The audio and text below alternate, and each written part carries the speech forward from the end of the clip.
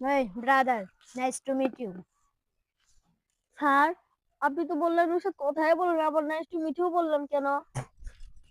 আরে শালা, আমি তো সেদিন 1 সেকেন্ডের বড়, আমি যেটা বলবো ওটাই সঠিক। কি যেন বলছিলাম? I U marry me? Sir, আপনি তো ছেলে মানুষের একটা ছেলে মানুষের সাথে বিয়ে করবেন কেন?